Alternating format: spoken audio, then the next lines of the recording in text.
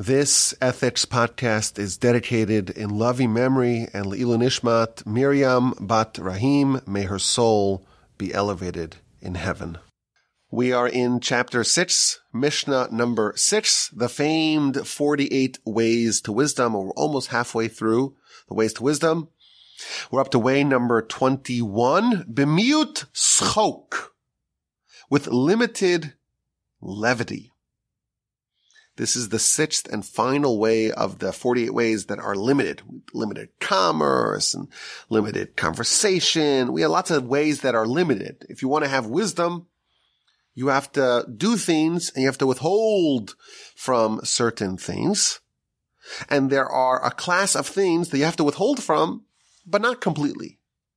And the final one of this cohort, of this group, is levity, which means that to actually achieve wisdom, if someone's unserious, if someone is too, lighthearted, then that is a problem.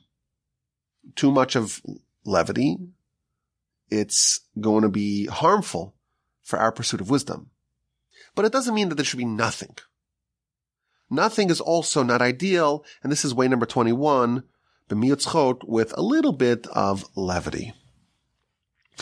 Our sages, the Talmud tells us, would begin their lectures with something lighthearted. They would tell a joke of sorts. And that would be the way, Rashi tells us, to open their heart, to make them receptive. If someone's a little too serious, a little too humorless, someone like that, we're told, surprisingly in the Talmud, even though, of course, the pursuit of Torah is a very serious thing, but too much seriousness, it's actually not the ideal setting for serious study. If we want to have wisdom, we have to open up the heart. The heart has to be receptive. If the heart's closed up, no matter how much wisdom there is, it won't penetrate. Well, how do you open up the heart? So one of the tactics that our sages deployed was a little bit of humor. You start with something a little bit more lighthearted, a little bit less serious, a little touch of levity, and that can open the heart, open up the portals for the wisdom to enter. The commentaries note that if someone is very, very, very, very serious, and they're not joyous at all, and they're not happy at all, they're actually not a candidate for prophecy. One of the prerequisites for prophecy is happiness, is joy. God will not rest upon a prophet for the sake of prophecy unless he is joyous. And even Jeremiah, while writing the book of Lamentations via prophecy, he was joyous. He was able to separate, so to speak, create the Chinese wall between being happy and being joyous and still being sad about the content of his prophecy. When someone has sadness, when someone is sullen, it's actually a spiritual blockade. Joy is needed for any spiritual pursuit, both wisdom and prophecy alike. And therefore, a little joke, some joy, a little touch of levity, that can actually open the heart for wisdom. But what sort of jokes are we talking about? It seems kind of problematic. We have the Sinai revelation, and this is the ideal of Torah study, and it's a very serious event. It's a terrifying event. In effect, we're saying that the heavenly realms, the realm of God, is open to us. That's a wild idea. And we're supposed to have trepidation when we study. Yet we're told a little bit of joy is also appropriate. The Midrash tells us that even though Sinai was a very serious enterprise, there was something very joyous about it. And that balance of seriousness, of trepidation, of recognition that you are exploring the Almighty's wisdom, balancing that with a happiness and a joy and an ecstasy, even if you will, that you get the opportunity to do that. That is the right balance. And if someone finds something which is fitting for the occasion, a nice insight, a little bit on the lighter side, some clever idea, something nice and sharp, some sort of idea or line that is not unbefitting of this atmosphere, of this sacrosanct pursuit. Of course, humor that causes another person pain, that's not at all acceptable. If someone has humor in a way that denigrates things that are important, that changes the perspective from being serious to being unserious, that's not the type of humor that is at all allowed. So if someone's not insulting someone, not, God forbid, laughing at someone else's expense, but finding something happy, something joyous that will open up someone's heart to be receptive to wisdom, that actually advances, that accelerates the pursuit of wisdom. There's a very famous rabbi who lived in the 20th century named Rabbi Schwadron. And he would give lectures, and he would say very weighty things, but he was always saying clever lines and jokes. And someone once asked him, "We're studying Torah here. Why are you always making jokes? Why is everyone laughing?" So he said to him, imagine there's a patient. And the patient needs medicine or else they'll die. But the patient is absolutely, categorically refusing to open their mouth. Their lips are firmly clasped shut. What do? How do you save their lives? You giggle them, and they open their mouths, and then you find a little portal through which you could put the medicine in. Torah is medicine. But we're not necessarily receptive to it. Our hearts may be closed. You make a joke, get them to giggle, they're not as defensive, and once there's a little opening, you could drop some Torah wisdom, some Torah medicine into them. I'll give you a classic example of this. So Rabbi Schwadron once said, he was talking about going in the market, the shuk in Israel. And it was an incredible experience.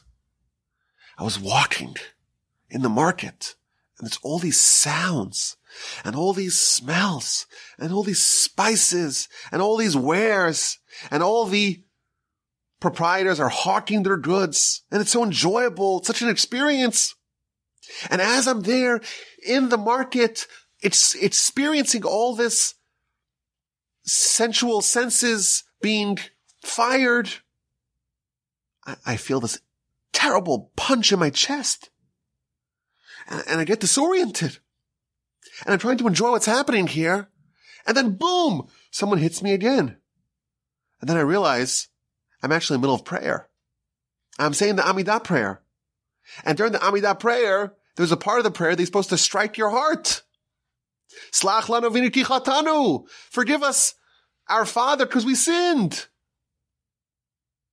So this is a joke, because he's telling us that how anyone who prays with regularity knows that sometimes you're praying and your mind's elsewhere. And you start to daydream. And you have this reverie, and you're in the shuk. And then boom, someone hits you in the chest. And you realize you're actually praying.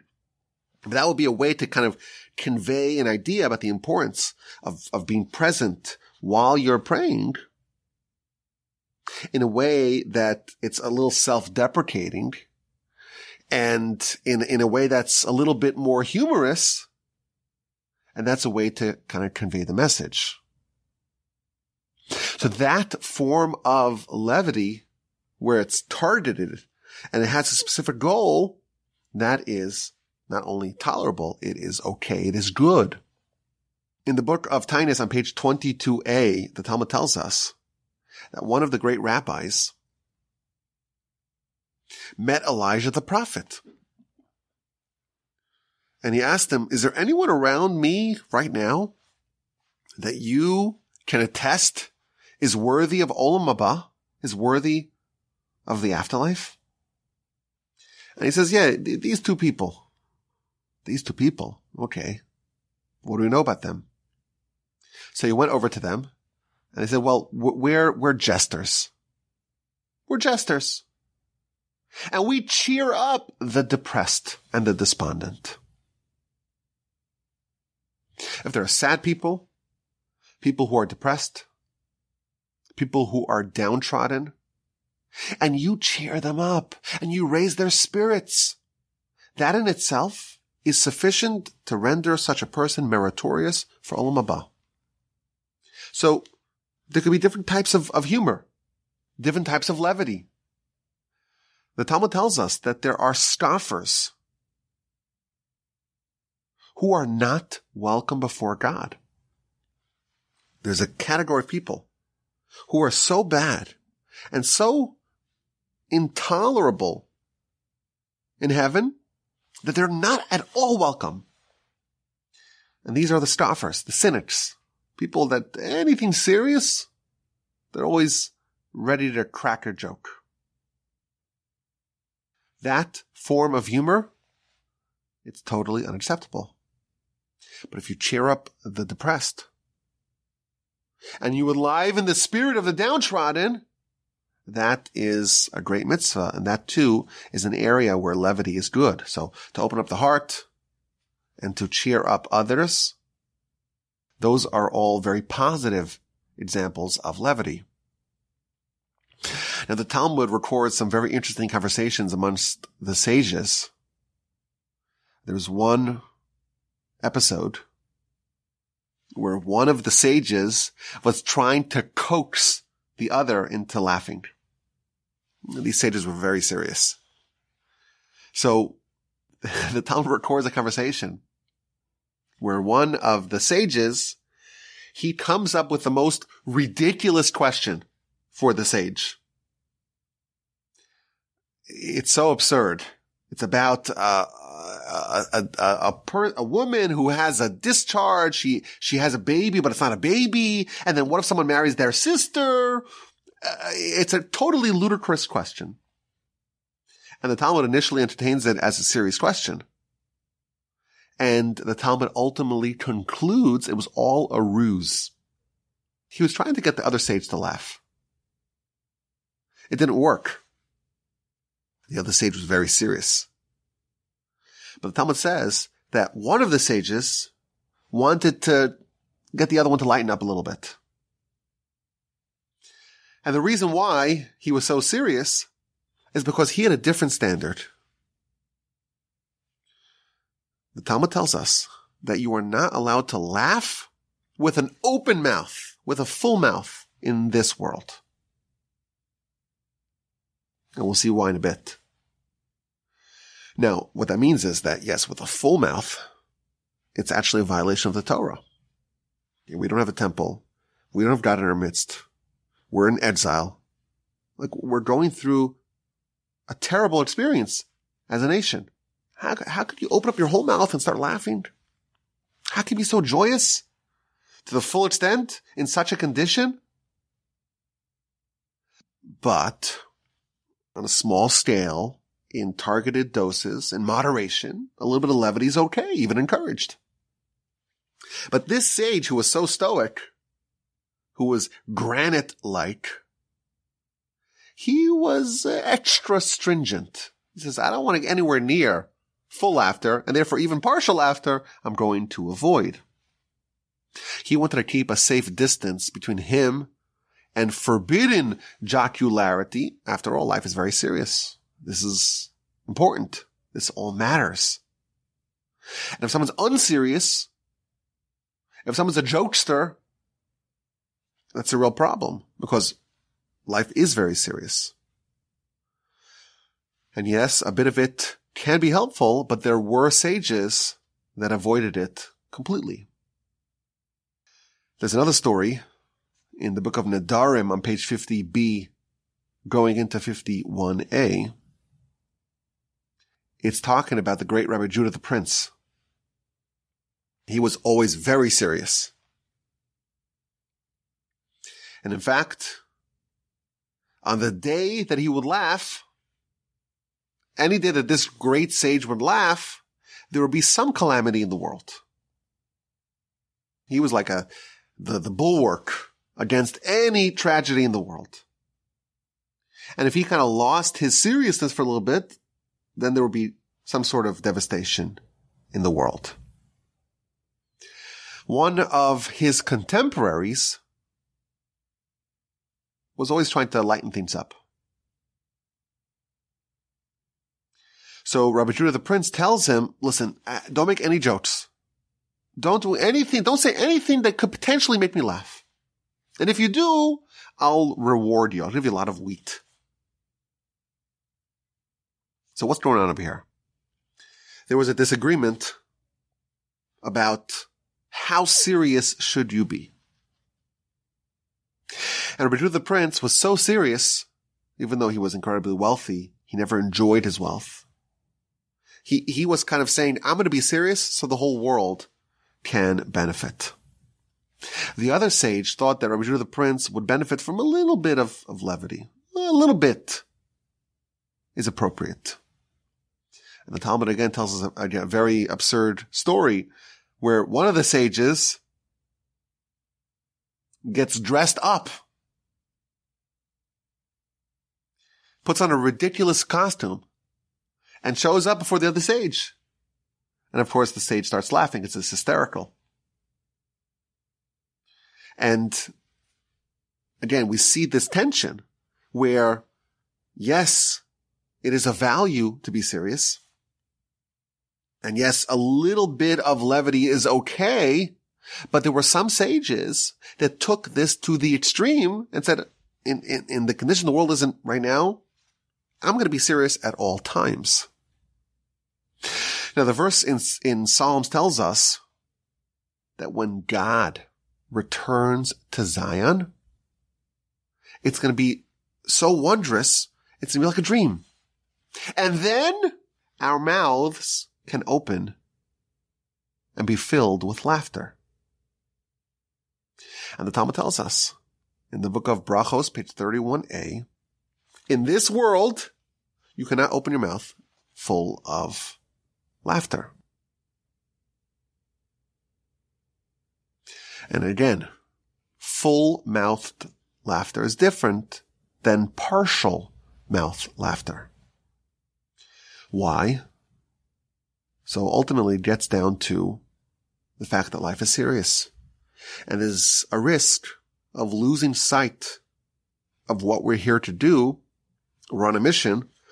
If you're in the raid on the compound of bin Laden, you're taking this very seriously. No one's cracking jokes as you're trying to navigate the tremendous danger that you may be in. If you take life seriously, you're living on this knife's edge, and you realize everything you do matters for eternity. Every decision that you make reverberates the world over. That's a very serious posture. And we see the emphasis on taking life seriously and the avoidance, the importance to avoid levity that can be harmful, but again, a little bit in the right setting, in the right context. If it's targeted, it can be beneficial. The real concern with levity is that it may distort your priorities. If you think about it, there are things that are important, and they are priorities, and those things we should emphasize in our lives. And then there are things that are less important, that are trivial. If someone's on a very important interview, they're a candidate for a very important job, that's something you take seriously.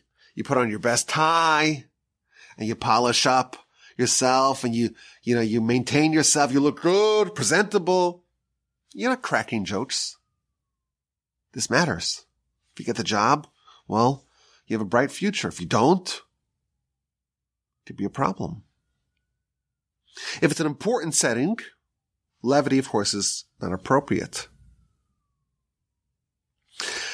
And there's a concern A scoffer, someone who's not welcome before God, is someone that takes what's important and trivializes it, and takes what's not important and makes it very important, elevates it to being very important.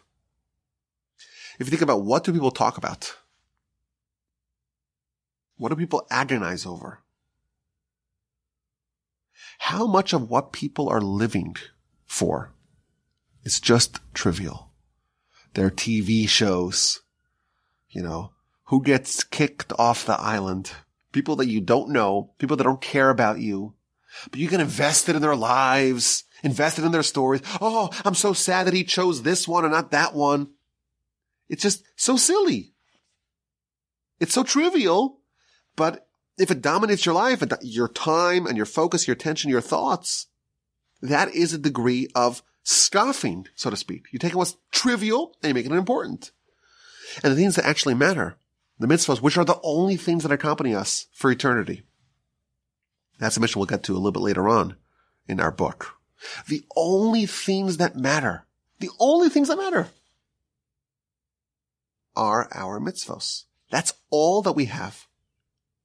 All of our money, all of our connections, our reputation, everything we have in this world does not accompany us for eternity. The only things that accompany us after we depart this world are our mitzvahs. That's it. That's the only thing that matters. But we trivialize that. Yeah, maybe it's a nice thing, but after all, I got the game on. And the game's really important, right? Again, people that don't know who you are, don't care for you at all. If they see you in the street, they won't give you another look. They won't look your way. The only thing that you have with them is that the name on their jersey matches the city that you live in or you grew up in. And the only reason why they're wearing that is because they got more money for that. It's so silly. It's so ludicrously silly. Adults playing a child's game. And how many human hours are wasted? This is the danger, where we take things that are not important and we elevate them. And we take things that are super important and we trivialize them. And that's part of this idea of levity. Now again, it's not telling us to be so serious at all times. Yeah, there were some sages that were like that. But a little bit, we're told, is good. But if it takes over a person's life, or even large swaths of a person's life, it's a real problem. And if you want wisdom, you have to minimize, you have to limit levity. Wisdom really matters. It's what we're here to do. And any levity that disables a person from being receptive to wisdom, being capable to understand, to accept wisdom, insight, or direction, that is very dangerous. There's a Jewish axiom that states one moment of levity, one moment of scoffing, of mocking, one zinger can dispel, can erase 100 admonitions. One little point of cynicism can just destroy all that you worked so hard to build up. We have a serious life and we have the trivial life. You work really hard to advance the serious life, and one little zinger, one little moment of levity can just destroy it all. Now, it's interesting, Talmud tells us that any sort of mockery is prohibited. We say levity, we differentiate that from mockery. Levity is saying things a little less serious, being joyous, making a little joke, opening the heart to be receptive to wisdom. That's not mockery. Mockery is not permitted, with one exception. Mockery of idolatry, that is permitted, and perhaps it is obligatory. So, levity, a little bit is okay, properly channeled and directed. Mockery, it's only permitted if it's mocking idolatry. And there's an example of this in the Torah. When Pharaoh was trying to stop the nation from leaving, at the beginning of Parshas Bo, Moshe tells Pharaoh, God tells Moshe that you will tell your children how I laughed at Pharaoh. I mocked him. He's like, oh, I'm going to stop these Jews. And God's toying with him, playing with him. And it's kind of hysterical. You see this person who thinks they have all the power, and God's just toying with them. And that's funny.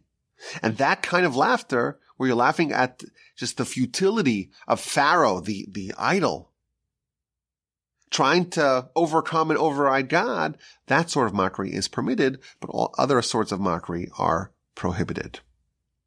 Now, there's a very interesting and informative essay in Mesilas Yesharim, in The Way of the Upright, chapter 5. He uses very strong language on the dangers of levity. He compares it to someone who's drowning in a great sea, and people who are always joking, who never take things seriously. Their heart, which is their touch point with wisdom and growth and advancement, gets destroyed. And their capacity to have reason and logic penetrate is disabled. And they're like a drunkard, and they're like a dim-witted person, and you're not give them any direction or advice or guidance. And they'll refuse to accept any rebuke or any helpful tips.